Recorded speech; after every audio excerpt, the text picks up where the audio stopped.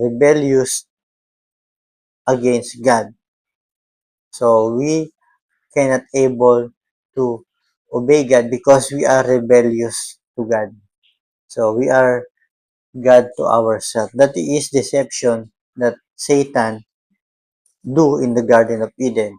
Satan deceived Adam and Eve, our first parents of all humanity.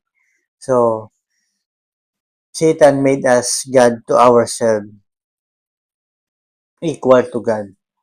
So our relationship to God is not right.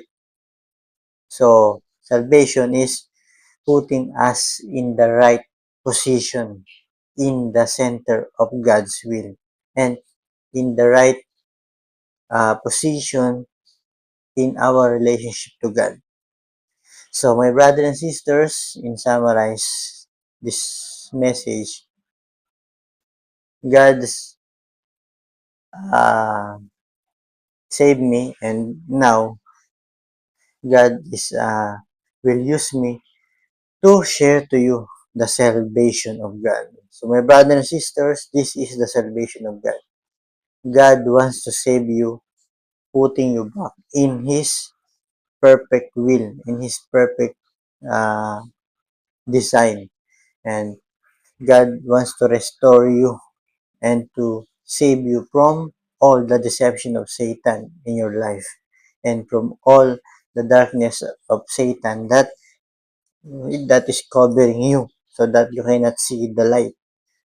Salvation is God will show you all the deception of Satan and his tactics and his evil deception, and God will show you the truth.